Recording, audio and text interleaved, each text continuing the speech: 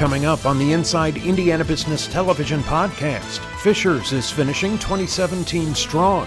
GE Aviation in Lafayette unveils new digital technology. A commercial real estate update heading into 2018. We spotlight the Global Orphan Foundation. Indiana University sets its fundraising sights higher. What are the best 25 sports stories in Indiana history? And our panel of insiders takes on this week's top stories. Welcome to the Inside Indiana Business Television podcast. I'm Andy Ober. Fishers says 2017 has been a record year for economic development. Most recently, Flexware Innovation said it would expand in the Hamilton County city and add nearly 70 new jobs over the next few years. City leaders say that announcement reflects what it's been seeing all year. Momentum from tech and engineering companies, including Knowledge Services, Iconic Digital, Net4, and others. Mayor Scott Fadness joined Inside Indiana Business Television host Gary Dick to talk about the city's momentum. We'll get to some big numbers here in a moment, but first I mentioned Flexware Innovation. It's a tech company, an engineering company that's really been in that Internet of Things space since IoT was a thing, right? Actually, I think before IoT was even coined, these guys have been working with manufacturing industry throughout Indiana, trying to help them modernize using data, using edge technologies. And so we're really excited to see them grow right here in Fishers and commit to Fishers. And we hope to partner with them as we continue to develop the IoT lab and just our fundamental belief that this is the future of Indiana's economy. Yeah, so Flexware expanding, adding nearly 70 jobs. Importantly, these jobs expect to be about 75% higher than the average wage in Yeah, I mean, I think that speaks to the potential of this particular segment of our economy, that as these companies need to modernize, the skill sets that are going to be required to do it are going to pay higher wages than what we've seen in traditional manufacturing. And I think that's just a great way, as you were talking about yesterday in that panel, how you cross-pollinize these different industries, how manufacturing and technology can work together. We can really leverage our assets. Talk about IoT. I know Fishers and the city and others want to leverage IoT. There's the IoT lab, which is getting a lot of attention. Expect that to open in the first quarter, but you got people moving in. Yeah, we have people moving in today, so we're kind of slow roll this. First quarter of next year, John Wexler will cut the ribbon on that, and we'll really kind of celebrate that. But right now, we're out actively recruiting companies to be a part of that. Either people that need the business, in terms of trying to grow organically, plus we're trying to get the manufacturing industry, the agriculture industry to really buy into what we're trying to create there at the IoT lab. All right, let's talk about 2017 on the whole. A record year for Fishers in terms of numbers, deals. Over 2,200 jobs above the median wage in Hamilton County, so we're north of 50,000 an average job, and a lot of these in that technology and engineering field, which we're really, really excited about because that's what we were trying to pursue. And we look back, since we started our administration back in 2015, we've had over 4,500 new jobs. And we think that momentum is going to continue into 2018, and we feel very confident that we've struck the right nerve on where we need to be with the future of the economy. Yeah, Knowledge Services, one of those companies, again, a homegrown company, and that's kind of a theme too of some of these homegrown. Yeah, this kind of organic economic activity is what we're really excited about. Cut the ribbon on a launch Fishers member who stepped out and took some space in downtown last night. I was there, and that may be only 6 or 7 employees, but that's the entire point, is kind of this diversified organic economic growth that our community is very passionate about. Your city has gotten a lot of attention, certainly for IKEA and also for Topgolf, two very high-profile retail operations. How has that added to the overall mix? Most importantly, it has not added to a traffic nightmare. And I think a lot of people were waiting for that kind of shoe to drop, and our engineering team and everybody did a great job putting the infrastructure in need that they needed to really make that work. And I think people love it. I mean, Topgolf's got 2-3 hour waits. IKEA's done really, really well. Portillo's, that whole area, and it dovetails into the yard development that's coming soon. I want to end up on that. The yard is a really high-profile development that's been talked about for a long time. How do you see that rolling out? I know the culinary incubator is part of that. You're getting some traction. Well, I wish I was hoping today to be able to announce some of the restaurants. They've signed their leases, are ready to go. Fishers residents are going to be excited. I think we're a couple weeks away from the first announcement there, and then in January we hope to announce the culinary accelerator and the partner that's going to come alongside to really bring that to fruition. But tons of progress behind the scenes. It will be a culinary epicenter on the northeast side of the metro area when it's all said and done. All right, lots continuing to happen in Fishers. Mayor Scott Fadness, as always, thanks for joining us. Thank you. All right. Still to come, a commercial real estate update, and we look at the work of the Global Orphan Foundation. But first, as aircraft engines roll off the production line at GE Aviation in Lafayette, workers are also making digital twins, computerized electronic replicas of those engines. They include about 2,000 critical characteristics that help the company measure performance, either by the single engine or in combinations to take a look at an entire fleet. Inside Indiana business reporter Kylie Valletta looks at the technology. GE Aviation enters about 8 engines per week for planes familiar to the average airline passenger, such as the Boeing 737. On each engine that rolls off the line in Lafayette, there are about 2,000 critical characteristics that will help determine its performance. While workers assemble the engines, they're capturing data on each of those characteristics, creating a digital twin or a computerized electronic replica of that engine. Every single flight, sensors on the actual engine collect information about the engine's performance, and that data is downloaded either during flight or once the plane pulls up to the gate. A single flight to Europe is enough information to fill a computer's hard drive. It's then transmitted to the digital twin or the electronic version of that engine, so it's always up to date with the actual engine in the field. GE Aviation Lafayette executive plant leader Eric Madison says this allows GE to monitor remotely an engine's performance and predict things like maintenance issues, ultimately reducing costs long after the engine has left the plant. For a customer like an airline that's flying these engines, the vast amount of data that comes off of the engine isn't as interesting to him as when we can tell him that, hey, you're going to have to take the engine off here at this date. Now we can plan together so that it doesn't impact that aircraft in service or to the flying public. And then we can get a lease pool engine down there, do the swap overnight, and the plane takes off and flies the next day. So we're maximizing his asset. We're maximizing the total value proposition of his aircraft and equipment. GE can look at a single digital twin or combine many to produce a big picture perspective of an entire fleet of engines. The concept is being applied across many industries. GE is working to increase digital twins for locomotives and healthcare equipment, for example.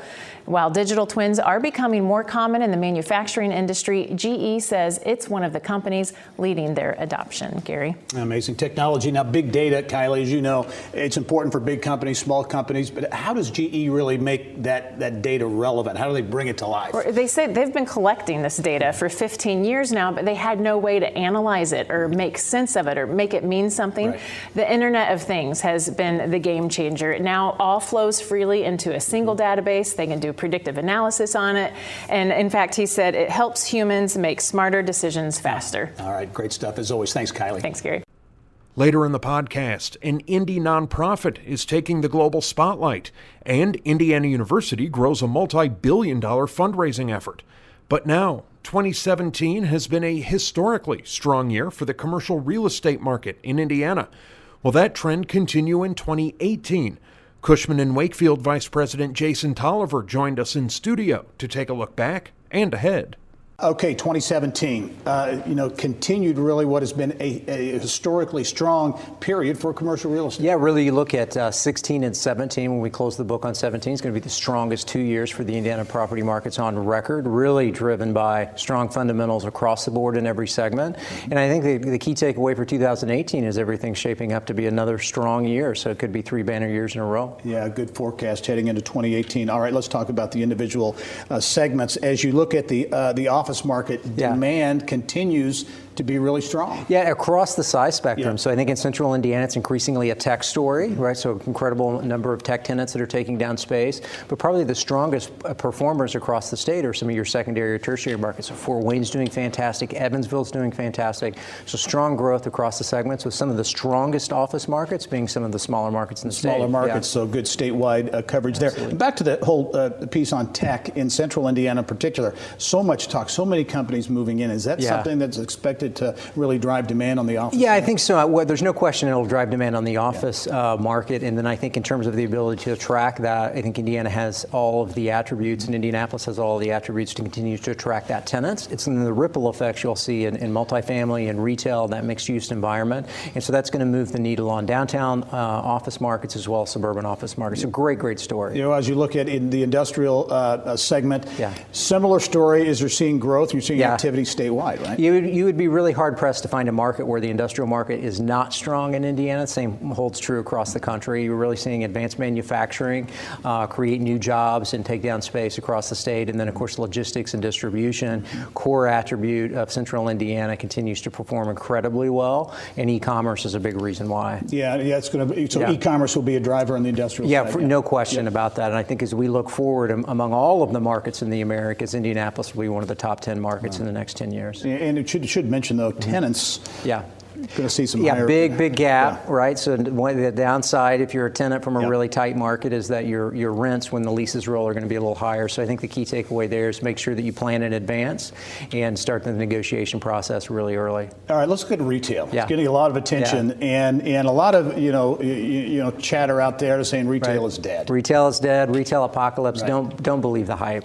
Retail is not dead. It's just different. So it's all about omni-channel retail. You have individual retailers who continue to struggle and close store. There's as much to do about leverage as it does about kind of retailer demand. I think you look at the economic fundamentals, you're going to see consumer spending really strong. I suspect that we're going to have a really strong holiday spending season when the numbers are all counted. So I think that retail is going to continue to expand across the state from a commercial real estate standpoint, much improved. All right, let's look ahead to 2018. 2017, 16, very good. 2018. I think in 2018, everything's in line to have a really Goldilocks year. I think you're going to have strong demand. I don't know that it's going to be as strong as what we've seen this year, but it's not going to overpower the amount of supply that comes online. And by the same token, you're not going to have supply that washes over the market. So just everything is set up to be really just perfect, I think, in 2018. You get longer than that, it becomes a little bit difficult to forecast, but there's no question that 2018 is on track. I think the only thing that derails that is some type of geopolitical risk, but there's really no way to hedge against that. All right, Jason Tolliver, Cushman & Wakefield. Always like it when you have a positive forecast. Hey, thank you. Thanks Appreciate for coming. it. I'll talk to you soon. Don't forget to catch Inside Indiana Business Television on stations throughout the state every weekend. Head to InsideIndianaBusiness.com to check listings.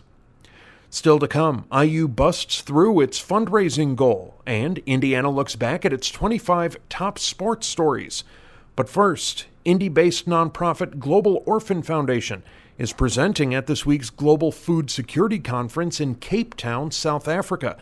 The organization is training orphanages in the Democratic Republic of Congo on insect farming and gives them startup kits to help them create a sustainable, renewable food source. Executive Director Nicole Brandt joins Barb Lewis in the Business of Health. So I want to talk to you about the trip in just a few minutes, but let's talk about your organization first. You farm larvae, you train people how to farm it. Yes. Tell us a little bit about what you're doing and why. Yeah, so we've been working in Democratic Republic of Congo, which is in kind of the center of Africa, for a long time in areas of nutrition. But recently we've added this program where we are training orphanage staff how to start their own micro insect farms. And we're farming palm weevil larvae, and they're an amazing protein source, really high in nutrients, very healthy food source for the kids that they're caring for. Okay, and then this is a protein source that's popular there already. Yes, it's actually a delicacy because nobody's really farmed it before. It's always been wild caught, it's seasonal, it's very expensive.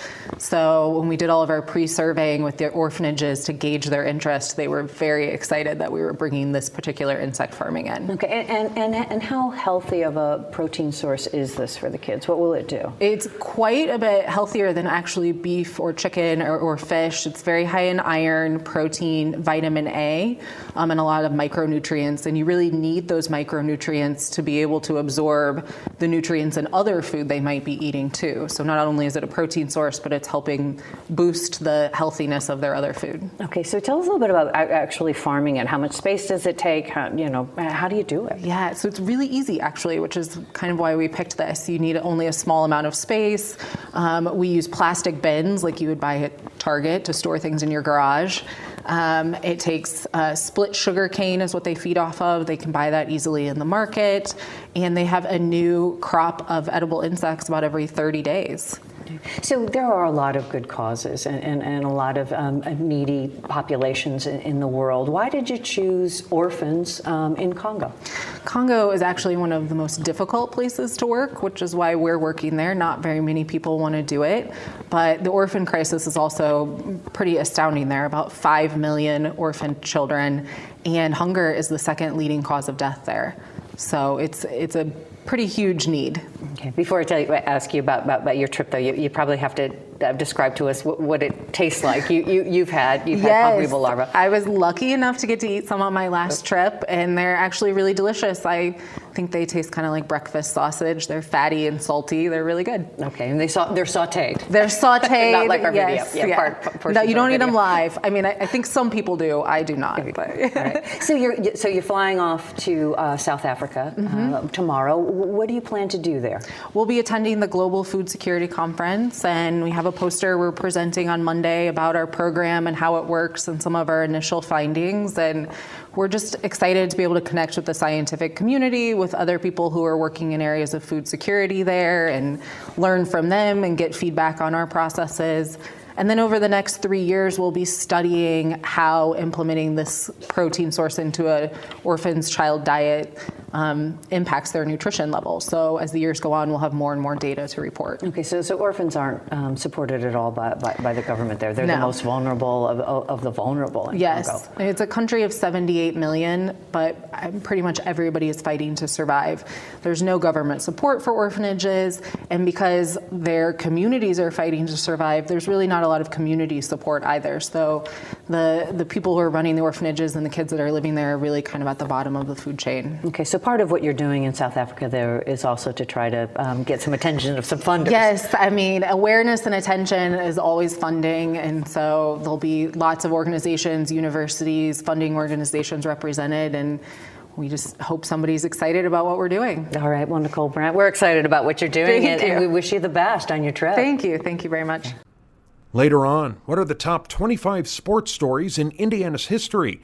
And our panel of insiders looks at the week's top stories. But now, Indiana University says it has topped the $2 billion mark with more than 2 years left in its bicentennial fundraising campaign. So, the school has raised the goal from $2.5 billion to $3 billion. Indiana University Foundation CEO Dan Smith joined Inside Indiana Business to talk about the campaign. Big news in the fundraising world at IU. And first of all, a big capital campaign, the For All, the Indiana University Bicentennial Campaign, ambitious goal, $2.5 billion.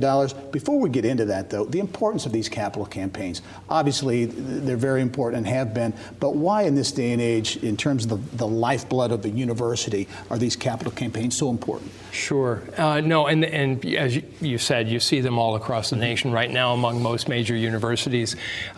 And, you know, with the issue of student affordability, Gary, we're really working, I think, in higher ed in general, but I know at IU in particular, to make sure that a high-quality education remains accessible to young men and women across the country, but, you know, particularly to Indiana Hoosiers. And that's really been our goal for a long time.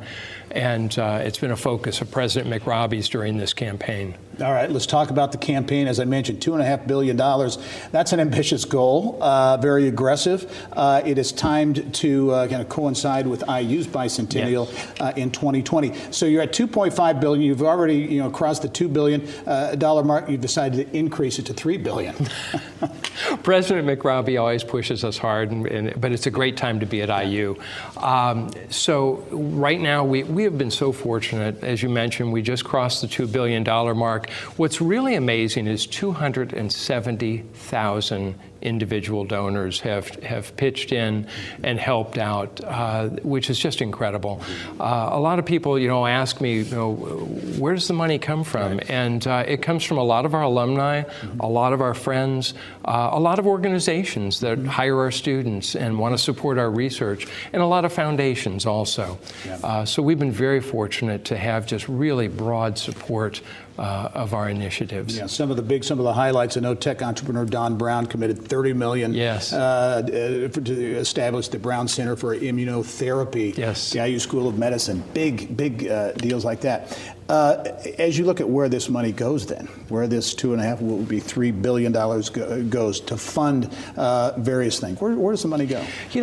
Really, if you think about the business model of our university or any university, it's really about getting the finest young people in our classrooms and making it affordable to them, as I mentioned a minute ago. So a lot of it's going to scholarships. We've just crossed the mark of 3,000 new scholarships raised, large scholarships, through the campaign. And the second component, if you think about what we do, is we want those young men and women to be in front of the finest faculty in the world and have a great learning experience.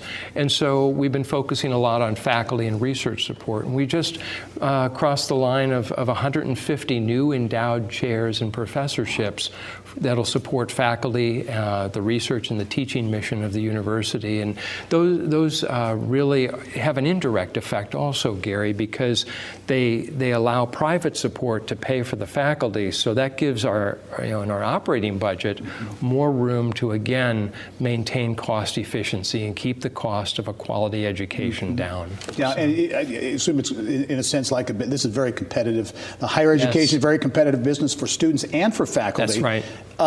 So these capital campaigns do, and maybe increasingly so, play a real role in your ability to attract it. Oh, they absolutely do. And those faculty I was mentioning, many of them are phenomenal grant writers. And so they bring in additional funds that, a lot of people aren't aware of.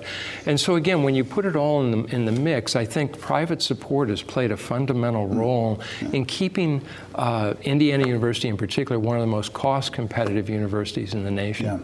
Well, it's a big story for all. The Indiana University Bicentennial Campaign, raising the goal to $3 billion. I know you'll make it there. We're looking forward to it. Dan, so thanks for all the great work you do for the school and for the state as well. Thank you so much, Gary. Great to be here. Coming up, a panel of insiders weighs in on the biggest stories of the week. But first, Indiana has become a sports destination, but big sports moments are nothing new to the state. One of the projects from Indiana's bicentennial last year was compiling the 25 top sports stories in the state's history. Brett Slinkard, president of Indiana Sports History, LLC, joined Inside Indiana Business Sports contributor Bill Benner to talk about the project. An exciting project, and let's just start from the beginning. How did it all begin? We love sports in Indiana. It was just one of those things where when you reflect upon these great stories, these great athletes, coaches, contributors, programs, we had to organize it in such a fashion, a sum total, if you will, that we could share with all of our fellow Hoosiers, if not the country for that matter. But that's essentially the idea behind it, and quite frankly, it started over a lunch conversation with Angela Pizzo, Bob Hamill, the two gentlemen you know from Bloomington, Indiana. It was conceived there. We knew that the very first thing that we needed to do was work with some of the brightest and smartest journalists in the state, that being the Indiana Sportscasters and Sportscasters Association, the Sports Writers and Sportscasters Association, which you're a member and also a Hall of Fame member for that matter. Congratulations. And Tom Kubat, who's the president of that organization, really helped drive this project forward. And the end result, of course, has been a 3-hour radio program that we did last summer, and then this year we're able to release this beautiful book. Yeah, just in time for the holiday. Talk about ranking. Of course, that's going to always invite some comment and controversy, maybe, but the number one story in the Indiana sports history is? Any surprise? Yeah. The Milan 54 team. Yeah. And you have to look at that and say, okay, well, how much did the impact of the movie Hoosiers play on that? Well, I think it gave it an identity, but that's a good thing. But I think also, Bill, it resonates so well with Hoosiers because we connect with those small town stories. Damon Bailey from Heltonville, Larry Bird from French Lick, and the Milan team, a group of kids who went on to win the state title and became famous by way of a movie, The Hoosiers. And some things are not judged individually, they're judged collectively, and the Indianapolis 500 would be a perfect example. Well, it is. It would have been full of Indianapolis 500 stories, Notre Dame football stories, Indiana basketball stories if we had not done clustering. And we noticed that when the nominations come in by way of both retired and working sports journalists throughout the state. We reached all 4 corners of the state to get input on this. And with over 450 individual nominations, we were able to tighten this down to the 25 greatest sports stories. Number 2, the 76 Indiana Hoosiers, again, the last remaining unbeaten team. It still is today. Yeah. And you know, I think that on the tail of that, you got to mention the 75 team, which created even that much more excitement for the incoming 76 year. Undefeated team. So yeah, it's a great lineup of what we believe truly identifies people in the state of Indiana. Yeah, Colts move. Damon Bailey, you mentioned Damon Bailey from Heltonville. Oscar Robertson, the Addicts team. I mean, this is a huge list. The stories that truly define our state, and I think that's one of the really interesting parts about this. And you know, Bill, because you travel, when you leave and go outside the state of Indiana, and people hear you're from the state of Indiana, usually one of the first questions you get is, that's Bob Knight country, that's where Notre Dame football is, IU basketball, or the movie Hoosiers. And I think largely the project was put together because sports plays such a significant role in our identity here in the state. Let's, as we wrap up, the book is now out at Barnes & Noble locations. Barnes & Noble, Sam's Club, and many retailers. mtpublishing.com. You could order the book online if you wish. And real quickly, December 7th. Hey, December 7th, Boys and Girls Club down in Bloomington, Indiana. Damon Bailey, Quinn Buckner, Bobby Plump are all going to show up as guests. We're going to do a fundraising event for the Boys and Girls Club. Go to the Boys and Girls Club website and you can get ticket information. Brent Slicker, thank you for compiling this. I was pleased to write a foreword for the book and honored as well. And finally, on the Inside Indiana Business Television podcast, each week a group of insiders offers perspectives on the week's top stories. This week's panel includes Short Strategy Group CEO Frank Short, University of Indianapolis Assistant Professor of Political Science Laura Merrifield Wilson, and IIB Sports contributor Bill Benner. A lot to cover this week, a number of economic development announcements. A big one late in the week from Lafayette, Subaru of Indiana Automotive continues to grow. Frank, they've got 5,000 plus employees now. The new Ascent vehicle will be manufactured there, $140 million investment, 200 additional jobs. I think it's a great announcement. You know, it's a story. We're going to talk about a lot of them all around the state. But, you know, this is an example. It was the first assembly plant, you know, we had. Final assembly plant, 1988. Right, Yep. I mean, this is a story that has made news in Indiana for 30 years. It was a great investment then. It's continued to grow, continue to expand. We're going to have Honda in Greensburg. We have Toyota in Princeton. So, you know, Indiana's a hub and all the subsidiary businesses. It's a great story, and that's a great addition for jobs. And again, it's outside of central Indiana. You know, it's part of that economic impact that spreads around the state. The suppliers to the plants like that are everywhere. Too. Yeah, they're all over the state. Yeah. Speaking of activity that continues to happen, you look at the city of Fishers in Hamilton County. Laura continues to grow in so many ways. This week, late in the week, announcing another expansion, Flexware Innovation expanding, adding about 70 jobs. $8 million investment, but those jobs pay 75% above the Hamilton County average. They do, and so they're not just adding jobs. These are good jobs. They're the kind of jobs that attract the communities you want to build, and they're going to allow so much more growth. We see. I keep thinking they're going to top out. They've done so much, and they keep bringing more in. So kudos to them. A record year for economic development in Fishers. 2,200. Now these are commitments, so they're not. You know, we'll see how they pan out. But 2,200 jobs, $65 million in investment, and I know more is in the pipeline. Not too shabby at all. Yeah. And as a resident of Fishers, I'm glad to see the tax base, and this has been a strategy, a well-conceived strategy to move the tax base away from residential, as it was for so many years, into this new area of technology and other things and retail. So it's a very encouraging development. Scott Fadness, the mayor, was on the show, at the top of the show, talking about this, and we talked about IKEA too, and he said one thing, he talked about what it has brought. He said one thing it hasn't brought, at least not yet, are the traffic headaches that everyone is anticipating. Is there a concern from residents like you, Bill? Well, I think there is a concern, and especially I think it'll be exacerbated when Indiana 37 north of 116th Street, where IKEA and Topgolf and Portillo's are, as they redo that highway, the cars got to go somewhere, but it's also a necessary part of the infrastructure that they have to address. Yeah. You look at logistics, distribution and logistics, huge for Indiana, in particular central Indiana. Boone County getting United States Cold Storage planning to invest $30 million in Lebanon. So again, they're spreading out this investment, and those are big numbers, $30 million. And again, that's northwest of the city. Fishers is northeast, and as we talked about, Lafayette, it's all around. It's not just Indianapolis. Indianapolis is the hub that drives the engine, but it's all around. It's in one county, 2 counties over. Just like when we bid for Amazon, it was a joint venture for the region. So, there's great cooperation, and those jobs are easy to get to if they're in Whitestown, if they're in Boone County, if they're in Lebanon, they're in Fishers. It's not like you got to drive 90 miles to get a job anymore. Right. There's jobs here, which is why I think, students are staying now in Indiana because they can get good paying jobs right here in Indiana. We're gaining on the brain drain. Yeah. A lot of communities around the state of Indiana are investing or reinvesting in their communities. Interesting story from Bloomington this week. We see the Bloomington Chamber of Commerce coming out in support of a food and beverage tax, a 1% food and beverage tax that would help go for an expansion of the Monroe Convention Center in downtown Bloomington.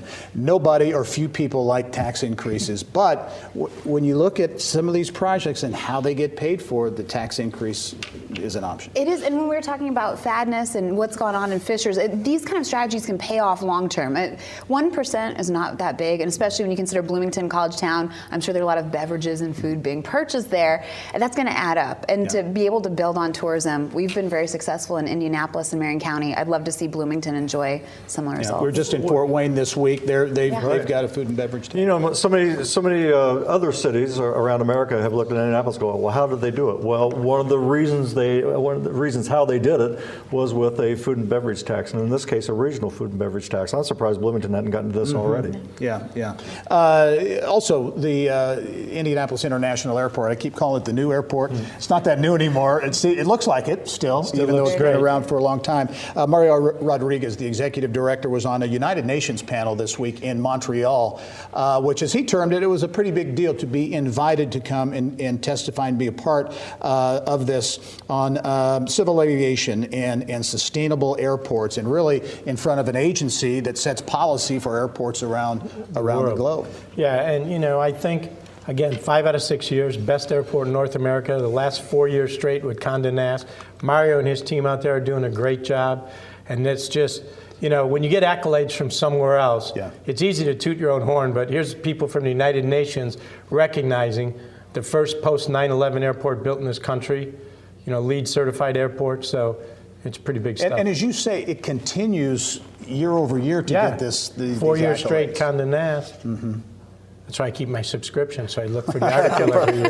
Well, you only have to appreciate the Indianapolis International Airport when you go to somebody else's airport. It is a model, and again, great forward thinking in the design and execution of that airport. And helping to get more nonstop flights, which was the Achilles heel for Indianapolis for so many years. Now I think it's up close to 50, an all-time high for the nonstops. Folks they don't have to drive up to Chicago in order to leave the state and leave the country. And I love it. And I think of it as a new airport, too, because it looks so beautiful. It does.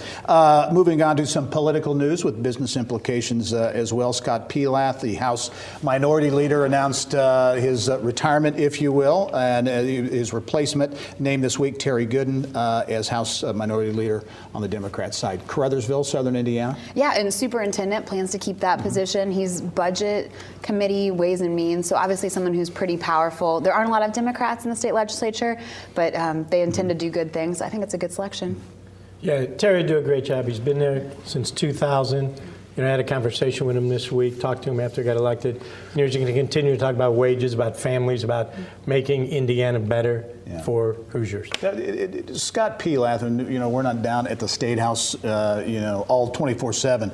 Dems and ours are partisan, but he struck me as someone who had the ability to go across the aisle and be bipartisan. Scott did a great job. His reason for not continuing to do it was, he's got a young family, and, it takes a toll when you're here for 20 years.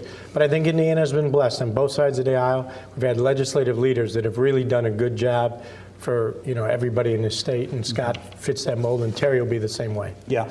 Want to also mention some news that broke late in the week. Sad news for Indianapolis and for Indiana. Andre Lacey, a very successful businessman, his family very well known. Lacey Diversified Industries, his family very philanthropic in the communities. His name, the Lacey name, on the School of Business, College of Business at Butler University.